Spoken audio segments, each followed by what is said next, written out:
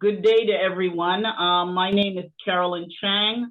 I'm a past president of the Association of Black Women Lawyers of New Jersey, and I am chair of the Association of Black Women Lawyers of New Jersey Social Justice Committee and co-chair of ABWL and GSBA Joint Judicial and Prosecutorial Appointments Committee. I am happy to be here today to moderate the program for New Jersey BIC known as Black Robe, No Black Faces. I'd like to introduce our panelists for today. And the first panelist that I'd like to introduce is Senator Ronald L. Rice, who is no stranger to anyone. Senator Rice has been serving in the New Jersey State Senate since 1986. He represents the 28th Legislative District. He previously served 16 years on the Newark City Council and was the deputy mayor for Newark from 2002 until March of 2006. Our second panelist is Assemblywoman Linda Carter. And Assemblywoman Linda Carter has been serving in the New Jersey General Assembly since 2018. She represents the 22nd Legislative District, which includes Middlesex County municipalities of Dunellen Borough, Middlesex Borough, Somerset County localities of Greenbrook Township and North Plainfield Borough, the Union County municipalities of Clark Township, Fanwood Borough, Linden City, Plainfield City, Rahway City, Scotch Plains Township, and Winfield Township. And I mention all the municipalities because there are so many of them, Assemblywoman Carter. Welcome to you and thank you for being here today. Thank you for having me. Our last panelist is my sidekick, and that is Dean L. Burrell, Esquire. Dean Burrell is an arbitrator and mediator and workplace investigator. He works exclusively as a neutral and does not provide legal representation, nor does he provide legal advice. Now, Dean is the immediate past president of the Garden State Bar Association, and he is the co-chair of ABWL and GSBA Joint JPAC. Dean and I have been working for several years now to ensure that Black folks get on the bench. And we're going to start this program today by asking the following question of all of the panelists. Why is it important to have Black judges on the bench? Senator Rice? Well, number one, it's always good to have diversity in everything we do, and that includes Black women, Latino, and others. But it's important because if you look at the criminal justice system, there's been so much abuse and a lack of understanding of the culture of the Black community. If you look at the prison population, then you can see that Blacks in particular, those who get more incarcerated more so than anyone else for similar types of crime. And so it's important, hopefully if you have the right judges, that there's some balance and understanding. No one is looking for a break. We look for fairness in the process. And when you have the bias in the process, which we've had over the years and continue to have with white judges, some white judges, not all, and others, then you see what the results are. And that's what we've been fighting against as Legislative Black Caucus. And I'm sure it's the same thing that the Garden State Bar Association, Association of Black Women Lawyers have been articulating and fighting against for so many years.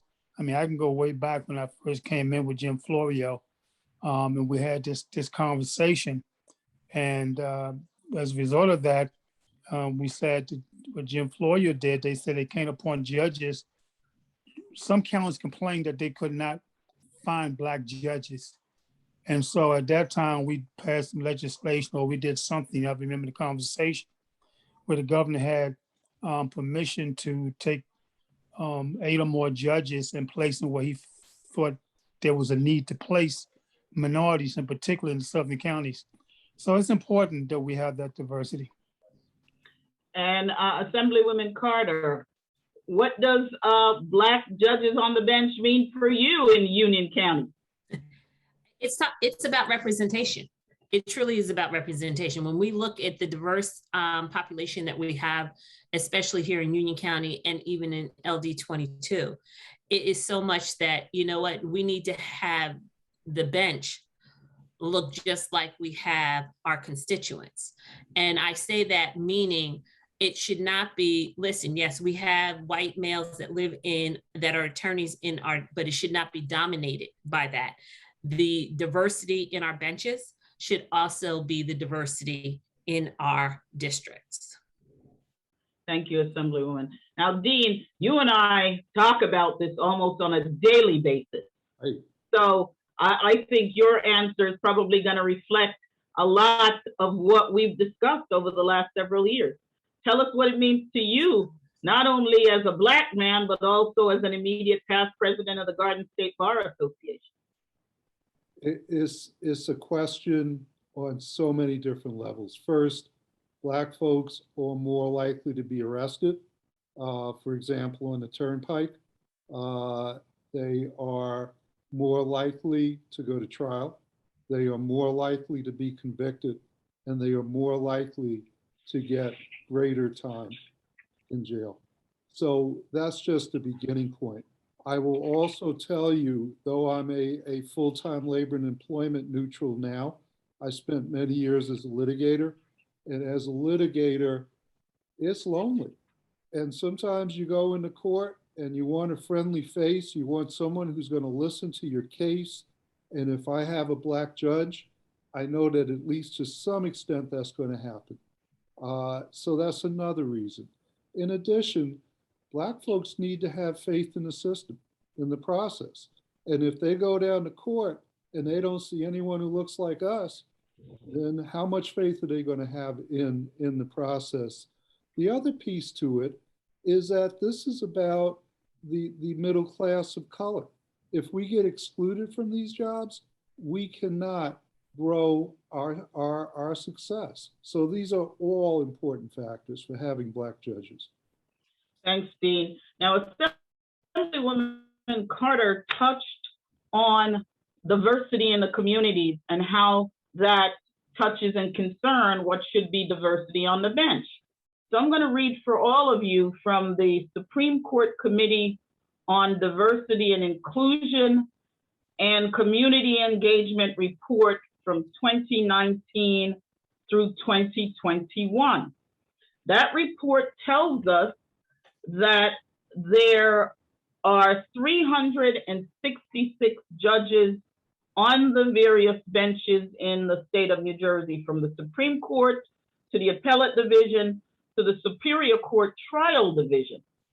And it outlines for us the percentages of minorities on each part of the bench, whether it's the Supreme Court, Appellate Division, or the Superior Court Trial level. I am going to focus on the trial level because other than municipal court appearances, your average person in the state of New Jersey is going to go to the trial level. It's unusual for your average person to go to the Appellate Division or to the Supreme Court. So this report, which is as of December 28, 2020, tells us that out of the 366 judges on the bench, there are only 9.3% who are Blacks, okay? 7.1% who are Hispanic, and 1.6% who are Asian. Now I'm going to compare that to the census report from 2010, and I'll ask Dean to compare it to the current census report in a few minutes. But the census report from 2010 tells us that New Jersey is 59% white, 18% Hispanic, 13% Black, and 8% Asian. Now let's look at those numbers again. 18% Hispanic, yet only 7.1% of the judges are Hispanic.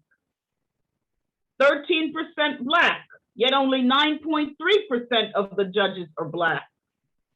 8% Hispanic, yet only 1.6% of the judges are Asian. So here we are. You can see the numbers speak for themselves. And Dean, I'd like you to comment on those numbers and where we are and where we're looking to go.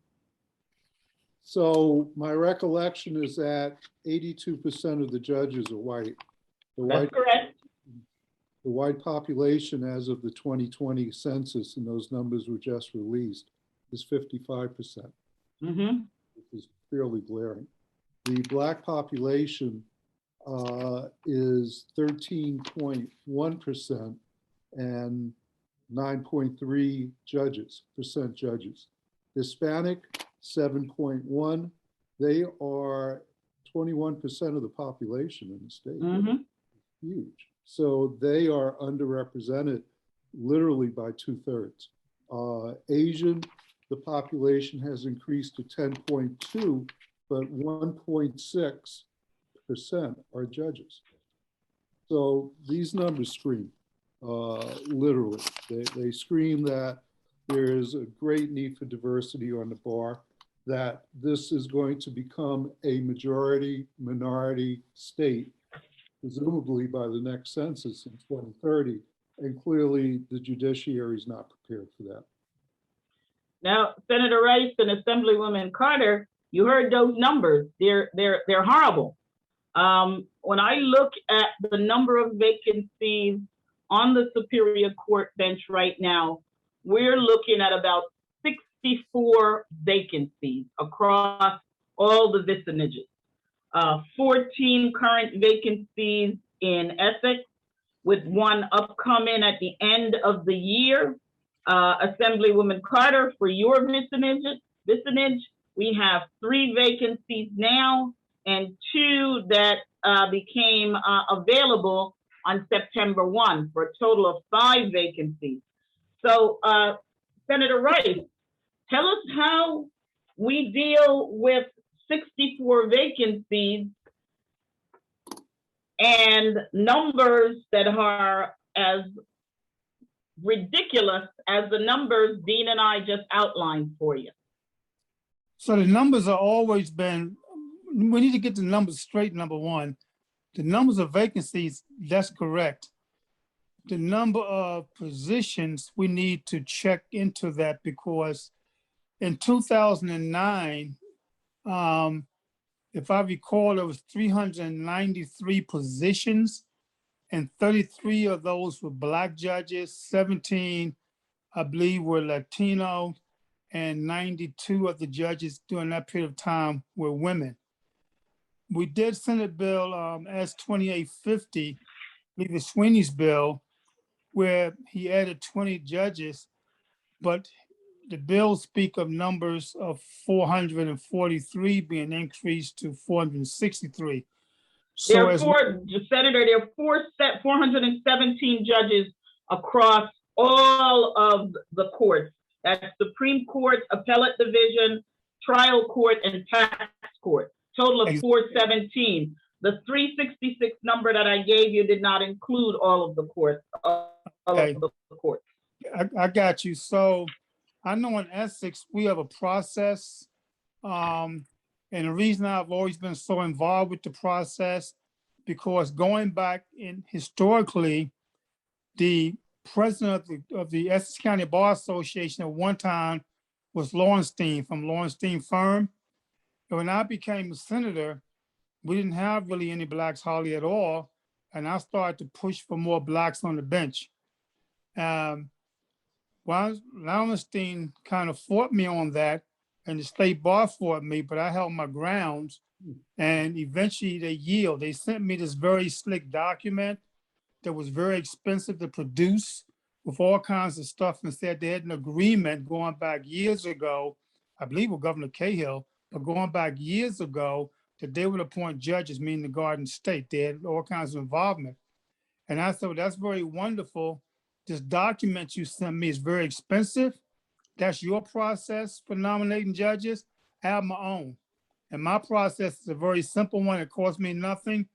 Carolyn Chain is my nominee, and that's it, period. And so eventually he kind of yielded, but then he got a little cute with me, and he said to me, I agree with you, there should be more Blacks on the bench. And therefore, what we're going to do, we're going to appoint 2 Black people to start to identify Blacks to be on the bench. And I said, well, who are the 2 Black people? He said, Ted Wells and Philima Farber. I said, well, I'm not going to accept that. They work for your law firm. And so I never entertained that process in Essex County. My process is very simple. But then when we wind up with more senators in Essex County, we went to a process with the senators that the senior senator, if there's only 1 vacancy, the senior senator will have the opportunity to nominate someone. Unless the nominee was crazy, we would support that. And then it goes to the second senior.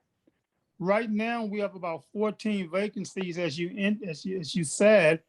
There have been some that we recommended that has gone through the process and should come before judiciary soon. And there are others in the hopper there. And so we get a chance as senators, the 4 of us, to nominate more than 1 judge without going through the senior, what we call the seniority process. So we're trying to push ours. Essex County has been a barrier in terms of appointing judges, unlike other counties, for a couple of reasons. Number 1, state politics with the governor's office, not this governor, past governor's office and people there, but also in the county itself, with a lot of interaction with the senators, having differences on other kinds of things. And so, and as a result of that, people like myself and Senator Gill get very adamant because the process we have in place is about judges. But at one point in time, Senator Ruiz, because someone asked her to, was holding up a nominee for some other position, hold up a judge because of a nominee for some other type of position, which had nothing to do with our process. And so we eventually got past that hurdle. And that's why you see judges, nominees coming forward now and have been approved. The problem we also have is Judiciary Committee. You know, the chair kind of does things the way he wants on a lot of appointments, and we have words about that too. And we need the process. So I know in Essex County, and other counties too, but in Essex County, I have a Black judge coming through. I have another Black judge behind that, et cetera. And I'm sure Senator Gill and others have them too. The other thing I found is that whites legislators don't really recommend Black judges. And so that's part of the problem in and of itself. Right. Thinking other counties, they'll do a token, if you will, but they don't really do judges. They just continue to do white, white, white, white. If you look at my record, I diversify that. Not only do I have a Black coming through and one behind it, I also have a female white coming through. And so that's part of the problem too that need to be looked at. And I don't know if the report, I haven't seen a report that refers to that in the conversation and try to figure out how to get legislators to be a little bit more sensitive to the needs in their particular districts. And by the way, I end on this. I've always argued with senators that because we have this divide where there are so many Republican judges, so many Democratic judges, I said, look, we are Black Democrats and we are Black Republicans. So I can recommend and find a Black Republican who's capable of being a Superior Court judges. So when Republicans tell me they can't find anybody, I don't care if it's Warren County, Bergen County, any place else, they're wrong. And that's part of the problem in and of itself as well. Thank you, Senator. So Assemblywoman, the Senator brought up the issue of the Senate Judiciary Committee. And a colleague of mine and I, William Rogers, appeared about a week and a half ago before the Legislative Black Caucus during its retreat, and we talked about these issues of Black candidates of color, making it successfully through the pipeline to become judges. And one of the issues we talked about was the role of assembly people. Now, we know you can't support and walk a candidate through the process because you're not a senator. But what do you see the assembly people's role in this process? Do you believe, as we believe, that you can bring a candidate's name to your senator and talk to your senator and tell you, I see you shaking your head. So tell me a little bit about what you see your role as with Senator Scuteri, your senator. Okay, and Senator Scuteri is also the chair of the Judiciary. Right. And, you know, we have had many conversations as an individual. Again, I've been on the assembly since 2018, but this is not my first rodeo in politics. Before that, as a commissioner, freeholder, and then prior to that on the city council.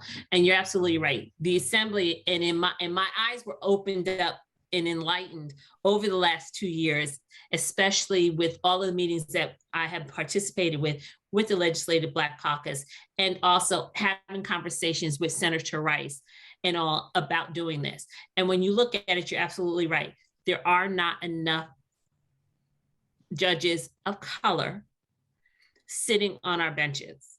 And one of the things that I have had a strong conversation and have several times with my senator, because it was like, no, we don't have anything. The assembly has nothing to do with it, but the assembly has everything to do with it. Okay, because we are there, we're sitting up there and we're putting policies in place and we are making sure. So we also have that say, and it is that line of communication. And one of the things that you noted was the fact that Union County has 3 vacancies and 2 that were just coming up, a total of 5. Mm-hmm. Prior to a couple of months ago, our numbers were much higher. Mm-hmm. And when we look at it, it seemed like we were trying to, and it was having these conversations. Here are people, give us the names. And just like Senator Rice, I don't negotiate the way that he does, because I don't think that I have that seniority yet, but we're working on it to put that. But I do say, listen, here's qualified person. I need for you to, and we need to have a conversation. We need to talk about this. And I don't go for the back and forth. Here's the facts, here's the information. And just like you stated data, here's the data. And in the last, we were able to bring on, I believe it was 5 judges in Union County recently, which were male, female, African-American, and it had the diversity that we're looking for. And we need to continue. We need to have those conversations and not be afraid and say that we don't have anything to do with it. And I do. I have open conversations with Senator Scuteri all the time. And I do have and say, listen, we need to look at this, look at what we're doing, and look at what's happening right here, not just in District 22, in Union County and across the state. I'm not trying to tell Senator Rice what to do with his judges, but freely, if there's somebody that is in that area that has talent, I'm going to at least introduce, and then he can go ahead and do what he needs to do process in his own district and in his county. But you're right, it has to be that open communication. And listen, we need to be able to put it forward. And I tell them, whether I like them or not, I can tell that and have that open conversation with my senator. I'm glad to hear, Assemblywoman, that you feel the Assembly women and men have a role in at least advancing names to your senators and talking with them about qualified individuals, because frankly, if you don't, that's less candidates that's getting to the ear of your senators. Now, let's talk a little bit about Union, because it was only in 2020 and 2021 that Union County got its first Black female judge, and immediate past president of the Garden State Bar Association. That shocked me. Union County, 2020, 2021, first ever Black female judge. Comment on that. That's your county. Okay, number one, absolutely amazing. And I applaud the judiciary on, once her application got in there, getting all of her reviews and everything done, her background done, and getting it passed, because she's amazing and she's awesome. When you look at it, and I'm going to tell you, we have very talented individuals who are straightforward. She doesn't pull punches, and listen, and not only is she good on the bench, it's what she does in the community to help all of those, to bring them along, to help those colleagues of hers that are just starting, to show them the way, and is fair. She's not looking at only for females or African American. She is citing the law as it is, and is fair across the board. And that means a lot. And when you have listen, it's been far too long to have an African American female. Come on. We are in 2021. And that's why I applaud Senator Scutari, and I applaud the entire judiciary, and I applaud all of my senators for getting her passed in these times, because we need to have that boldness, especially in today. And we need to have more of her, right? Absolutely. All right. Absolutely.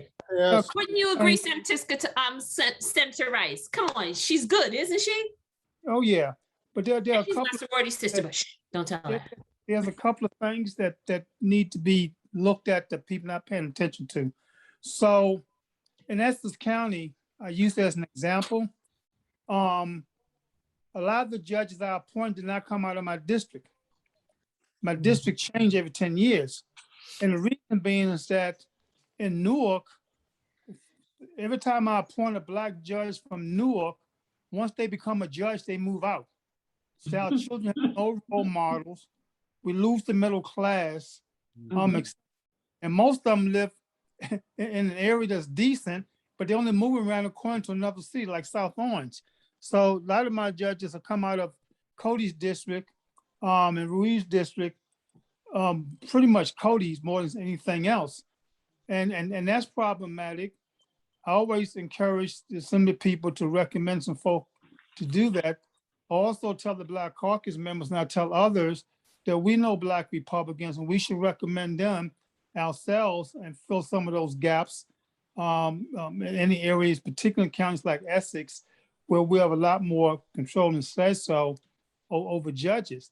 And if you look at Union County, you'll probably see the same thing, but not as much of it, where, you know, folk in Elizabeth may become a judge and decide they want to move to Springfield someplace. You know, I just use that as an example. It may not be true. So in this whole conversation with the bar associations, particularly the Black bar, Latino bar, Asian bar, et cetera, we need to, in particular the Black bar, we need to encourage young lawyers who live in our towns in Plainfield, Newark, Jersey City, Camden, stay in town. We role models, but we give you a position, we know you're worthy, and you leave us hanging. And it just pisses me off. It really does. And a lot of these are friends of mine. I tell them about it. But that's what happens. So it's not so as much. It's important to have Black judges and women, et cetera, but it's also important for them to stay in the communities that we bring them out of, that we recommend them from. Oh, I absolutely agree with that. And that has something to say about your community, because then they see the individuals and they understand what's going on, and they're still there. They're there to see by the moment and can understand what's happening. And believe it or not, they influence when they see them. They can also influence them. You know what? Maybe they make different choices and we'll never have to get there in front of them, which makes a big difference. Thank you. I'm going to switch gears just a little bit to talk a little bit with Dean about what it is the ABWL and GSBA joint JPAC has been involved with, and how we work, and how we can work with the Legislative Black Caucus to further diversify the bench.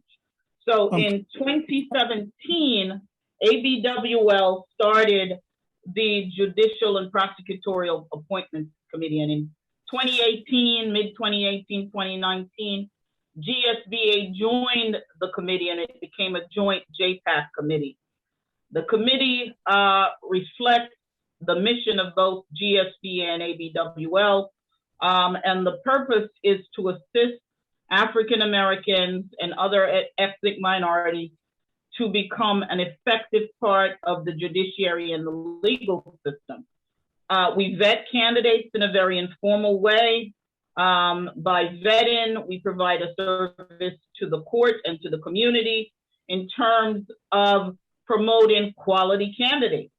One, we protect the credibility of Black professionals, Black lawyers. And two, we protect the credibility of those who would support and the governor who would appoint such candidates. We provide guidance to the candidates. We provide self-evaluation. We guide them in terms of political contact.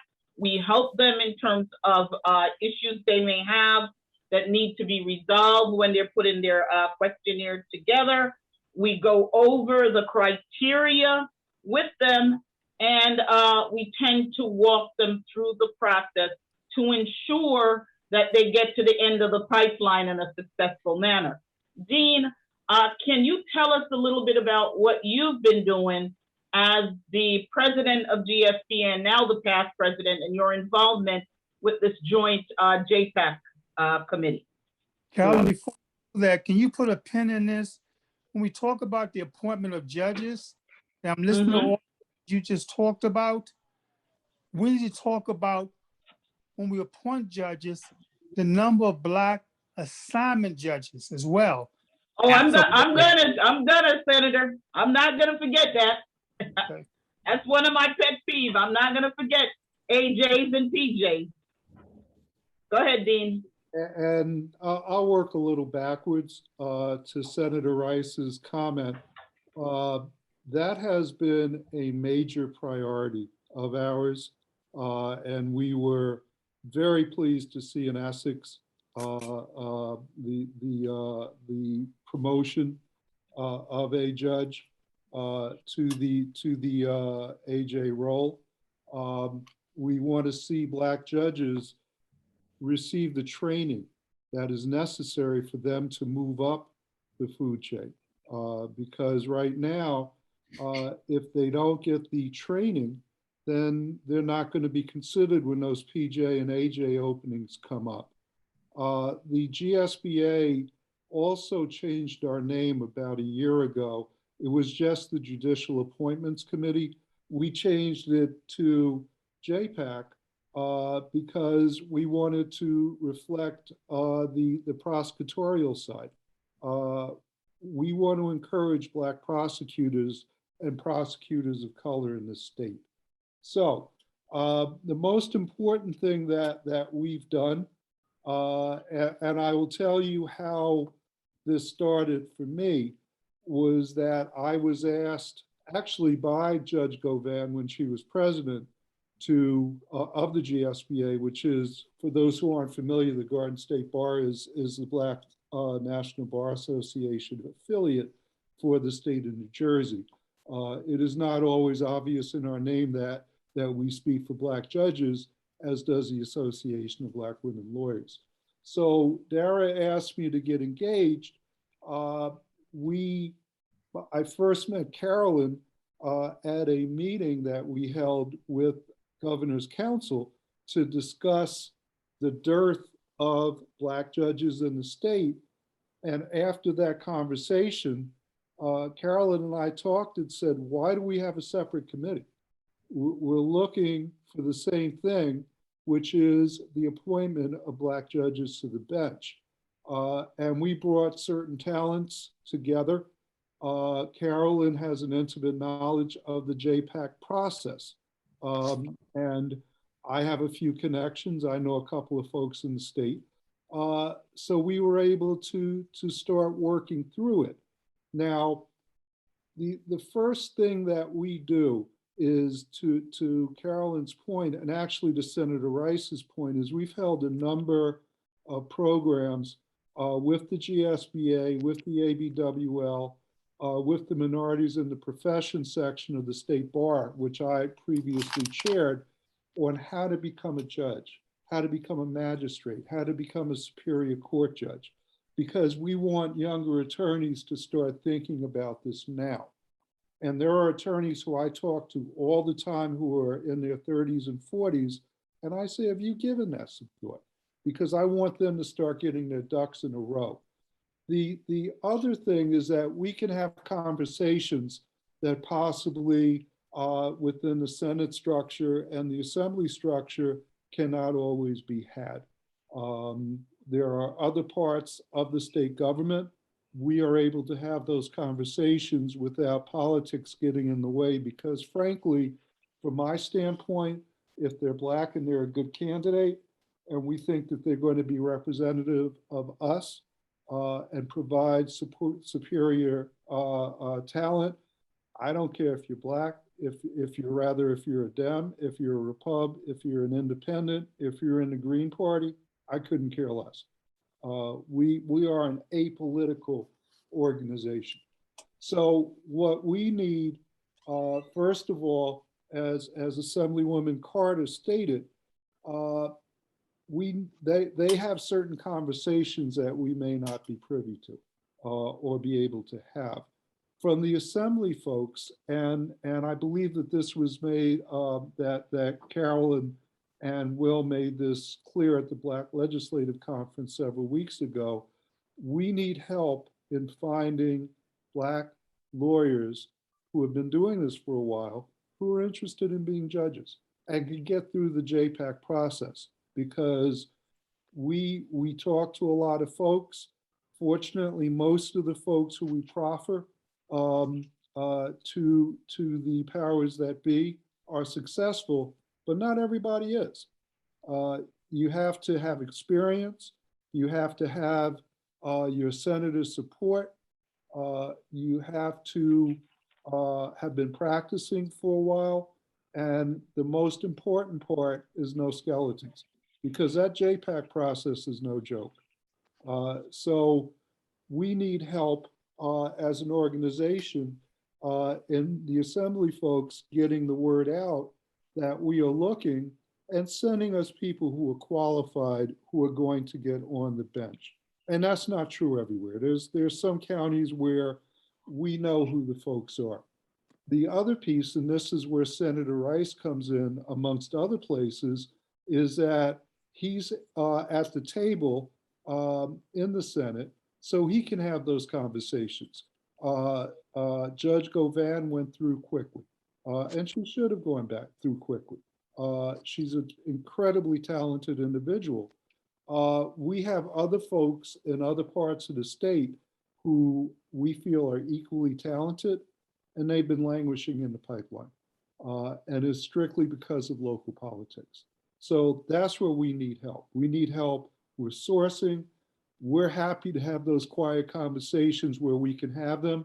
And we're pleased that, that the senator is having those conversations also. But working together, we think that we can increase the percentage of Black judges. Thanks, Dean. I want to talk just a little bit about the makeup of our joint committee, just so everyone on the seminar is aware of who we are. So there are 4 individuals on the committee who make up the judicial side, and 1 who makes up primarily the prosecutorial side. Myself and Dean are co-chairs. We have Norma Evans, who is a past president of the ABWL, and William Rogers, who's the past president of GSBA. Jason Foy is primarily focused on the prosecutorial side, although we all are involved. His focus is on the prosecutorial side. All 4 of us held top leadership positions in our respective organizations, as well as other leadership positions within the New Jersey State Bar Association. And we all come from different professional experiences. For example, Norma Evans is a former prosecutor. I am private counsel in my own practice. Will Rogers is with a big firm, and we all know now what Dean Burrell is doing with his time. It is an enormous amount of time that we spend on this, but we feel that it is needed. We continue to work, and it's my hope that the meeting we had with the Legislative Black Caucus at the retreat was sufficient to make the elected officials, especially the assembly people, understand that they have a role in bringing candidates to the attention, not only of the senators, but also to use our joint committee to help pre-vet these candidates so that they can successfully make it through the pipeline. Now, Senator Rice, you wanted me to put a pen in the issue of the AJ and the PJ, and Dean talked a little bit about that. For years, this has been one of my pet peeves. The fact that, when I go to court, I don't see a lot of PJs who look like me. And I definitely don't see AJs who look like me. As far as I know right now, there are only 2 Black AJs, the Black AJ in Monmouth County and the Black AJ in Essex County, which is, she is brand new, having been elevated to the AJ position in Essex.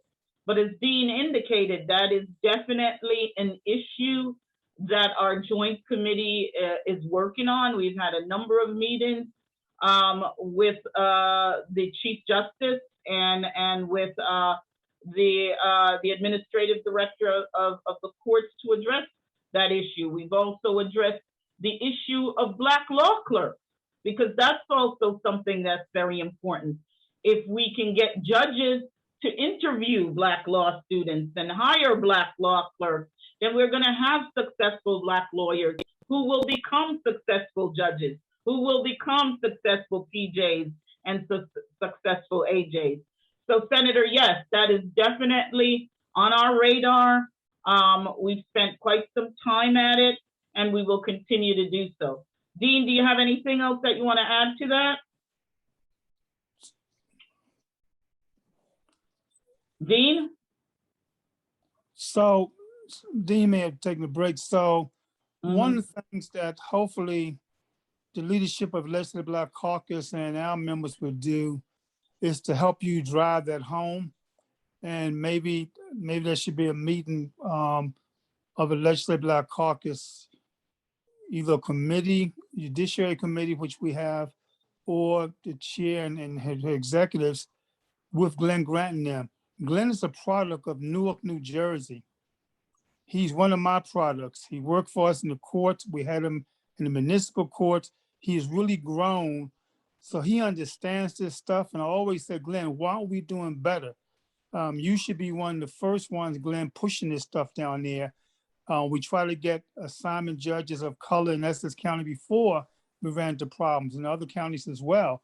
So I think it's important that we maybe Shavonda, the president of the Legislative Black Caucus, chair, will maybe think about setting a meeting up with the Chief Justice as well as Glenn and have a real serious conversation with them, because they got to where they were because of us too.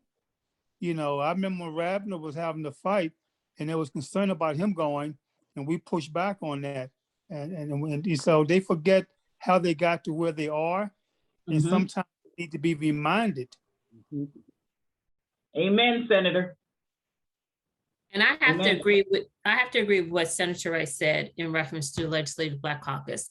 You know what? I think that when we were on the retreat and the information and you coming to the table and schooling the assembly, because when you look at it, but I think it's more so that you have individuals who are there.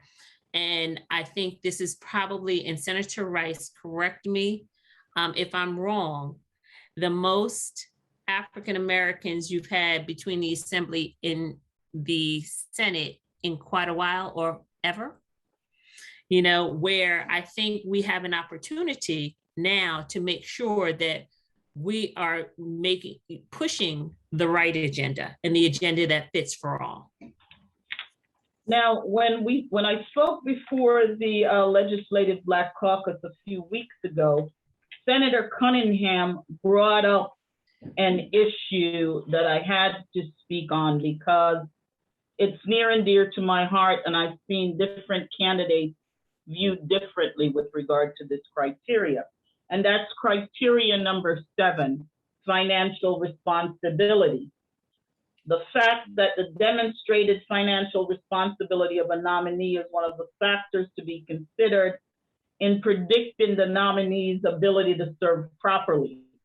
Whether there has been unsatisfied judgments or bankruptcy proceedings against the nominee, and whether the nominee has promptly and properly filed all required tax returns are pertinent to financial responsibility. And it says committee members should ask whether nominees have paid all taxes which are due or otherwise have made satisfactory arrangements for payment. And financial responsibility demonstrates self-discipline and the ability to withstand pressures that might compromise independence and impartiality. And we talked during the Legislative Black Caucus retreat about how some candidates are treated in regard to that criteria and how other candidates are treated in regard to that criteria. And, while the criteria appears to be stringent, it's not applied that way, because we all know that there are folks with roadblocks in the process who are able to move beyond that roadblock and become judges. And then there are other folks with roadblocks who are not able to do so. So, Senator Rice, I don't know if you were in the room when I tackled that problem, but perhaps you can speak to that, because we know that different folks are treated differently. Oh, we certainly know that. And I can say this to you from experience. The law firm in Woodbridge, the big one, had a Supreme Court justice come out of there who had all kinds of legal problems in New York and every place else, but they pushed that firm, they pushed him because that was the politics of the governor and everybody. And I think you know the firm I'm talking about. McGreevy came from that firm at one time, I believe. But the idea is that is that even with judges, sometimes they do that because they have white judges they want to put in place and not enough positions. For example, one of the best judges we've had, who used to be a prosecutor, an assignment judge, a presiding judge in Newark, etc., did stuff did all kinds of other positions as well, military, etc. When I nominated him, they knocked him down and said it was something in his personal background. I said, what is this? They said, we can't tell you because it's personal. I said, well, tell him. Well, we don't have to tell him either. And that's a problem. I said, well, I tell you what. So we had a list of judges, and Judge Edith Payne, I never forget this, Edith Payne was never on any list that I've seen in the state or anybody had. All of a sudden, there was this fast push for Edith Payne to become a judge. What in fact was happening was they was trying to stop, they had to find a spot. So rather than messing with the white folks, they messed with the black nominee, which happened to be my nomination, my recommendation, okay? And I said, well, nobody's gonna go on the bench up here. And then all of a sudden, after we held off about a month, they came back and said, we made a mistake. It wasn't your judge. But what they did was they found a place for Edith. So once they found a place to once they figured out how to get her in, they released my judge. And so, they'll tell you about financial responsibility and all other kinds of things, but it's handled differently. And oftentimes it's because whites control the system in the state house, unfortunately, the judiciary and everything else, and they get together among themselves and they play these kinds of games. And if we don't be adamant as Black senators, and it's not many of us, but if we're not adamant, and same thing with Senator Reeves, and hold it down, regardless of how much criticism we get from the press. That's why they used to get angry with Senator Gill all the time. Then we're never going to get Black judges. They're going to always knock us down and find an excuse to do it, and we'll never get presiding judges. And that's why I've been the way I've been over the years, from my experience. When Lowenstein and I had a conversation, and he wanted to get 2 Blacks from his firm to identify Blacks, well, they were going to be the Black that the state bar wanted. not blacks that may be better qualified. There'll be black coming from big law firms. We have blacks who in their own little law firms or doing their solo practice. They're more capable than some of the folks from the big law firms. And so black senators have to look at this whole judiciary thing a little bit differently. And that's why it's important for the black senators to work with the Association of Black Women Lawyers in the Garden State, but also the Association of Black Women Lawyers in the Garden State accountable also for the things that they have to do to help us. And it's important because, as you know, Carolyn, I can't make anybody do things, but one of my processes up here, when someone recommend a black lawyer to me or I get a black lawyer, the first thing I ask them when they tell me they want to be a judge, I say, are you a member of the Association of Black Women Lawyers or the Garden State Bar Association? No. I said, okay, I'm going to move the process, but I think you should call the president and say hello to them and maybe think about joining, because our strength's coming out numbers too. Now I can't make you do that. Absolutely. And that's not a criteria for you to be the judge. I'm moving your stuff. But if we don't kind of sidebar them and have that conversation, then we're not going to have the kinds of civil rights organizations that can get behind us to push the kinds of things that we're talking about now. If people don't join the NAACP, then they're going to be weak. And so it's not like we're trying to, it's not a quid pro quo. We're not trying to do that, but I try to encourage folk to get in, because numbers are important. When they look at the Black Bar Associations, and that's the County Bar Association, everybody else and governors, and they see the numbers are swelling, they recognize that's a power that has to be dealt with from a lot of perspectives.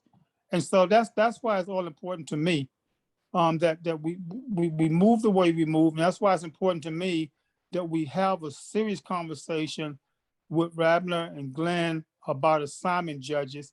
We shouldn't have to do it because someone want to look good as a governor. You follow me? That's really what happened, okay? And I know that. Senator Rice, we appreciate your ringing the bell of the affinity bars, because I believe we do good work. I see Dean shaking his head, and I absolutely agree with you, Senator. There are a lot of folks out there who want an opportunity to make it to the bench, and they come to ABWL or they come to GSBA having never been involved in either of the affinity bars. And our position has got to be the Garden State Bar and ABWL are committed to the issues that impact our community. And if you as a candidate have not put any effort into either one of those affinity bars, then I have to question your commitment to our community. And right. Therefore, why should we spend the time with you? That's our position. And Dean, if you would just speak to that, I want to make sure I'm not speaking for GSBA. You are absolutely speaking for GSBA. We have made very clear that if you joined us last week, we're not supporting you for judge this week. I can't put it any more simply than that. When our most recent Supreme Court justice was nominated, many of us jumped for joy. She was head of the Young Lawyers Division of the Garden State Bar Association. We knew who she was. We have had some upset from folks who have said, well, I've been doing this and that. Well, we don't know who you are. And when we call folks and say this individual should be a judge and is coming from our two organizations, we want to make sure that there's credibility there. And I would also suggest that you never know how we can help. We've had folks who have come to us about federal positions, and as president of the Garden State Bar, I had access to the president of the National Bar Association, who has access to the White House. So we're not out here playing games. This is our goal, is to see more Black judges and more Black prosecutors. And that's what we're all about. I'm going to put a pitch out there for what Senator Rice talked about a few minutes ago. And he talked about the fact that Black folks are also Republicans. And at the Legislative Black Caucus, I specifically reached out to the one Republican member of the Legislative Black Caucus and indicated that we would love to have names of Black Republicans down in South Jersey, over in Ocean County, because we know they're there. And when senators say they can't find them, that's very disingenuous, because we know they're there. Sure. And I'll put out that word again. As folks know, Black Republicans who are good lawyers, who have been practicing law in New Jersey for 10 years or more, who are qualified, they need to reach out to their senators. They need to let senators and the assembly people, if you don't know any senators, have the assembly people bring those names and resumes to the senators. But I know there are Black Republicans out there. Assemblywoman Carter, you have any comments on that? I agree with everything that you all have said in reference to that. You're absolutely right. Bring the names forward, and there are absolutely African-American, Black, Republican attorneys. Listen, part of our, bring them forward, bring the names forward, especially if they're good. And as you know, being in organizations, you have to be in the organization that is part of your profession. That's how you're going to make sure that, you know what, that everybody is united and you're fighting for what your profession not only needs, but making sure that, you know what, you're well represented. So thank you so much for making sure that you put your organizations out there. I appreciate all of the panelists today. Senator Rice, do you have any final words of wisdom for us? No, I just want to say that, I've been doing this a long time, and it's really been, a struggle, just organizing Blacks. We built the Legislative Black Caucus. It's strong now. It's in good hands with the leadership and its members. We're going to continue to do that. We're trying to educate some of the members who may be a little fearful of taking some types of stances. I always tell the leadership to remind folk in the caucus that the leadership would be the voice if need be. I do know that we do have one Republican member who's a great brother, and his senator works with. We have to do a little pushing sometime if needed for judges. I also know that Black judges who are Republicans, Black lawyers who are Republicans, understand our world and they're closer to us. For example, Judge Childs was a Republican, that's his county, but he spent all his time working with Black kids, after work. And so they get it. And so we need to identify Blacks, and I'm talking about Black senators in these counties where it's majority Democrat in the first place, and we can make some things happen with Republicans, even trying to work with the Republican chairs, et cetera. So I just want to thank you for this opportunity to have me on. I apologize. I'm not looking at my neatest today because of where I am, but this is very important, the work that you do, both the PAC and this Association of Black Women Lawyers, who's really been doing a yeoman's job with the Black Caucus and our whole alliance, et cetera.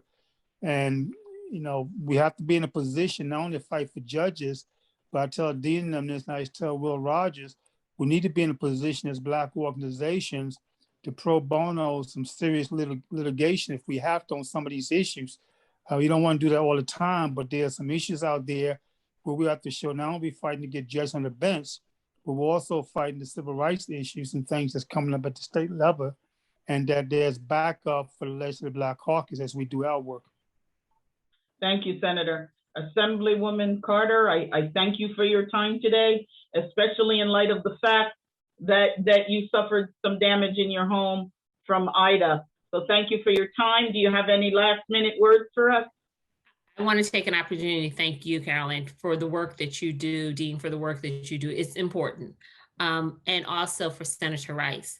He's been, we don't talk a lot, but when I talk to him, it's very meaningful.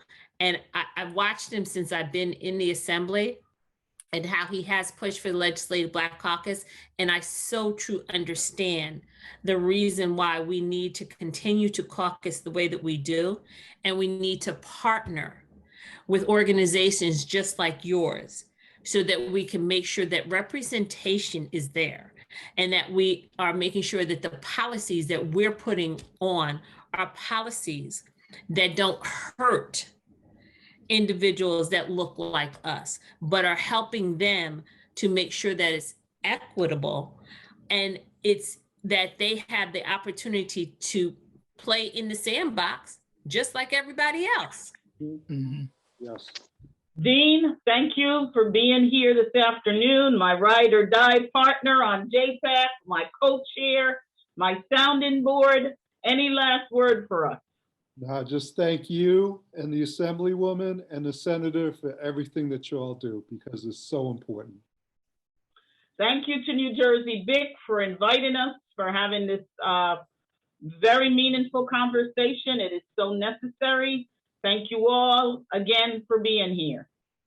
Thank you. Thank you.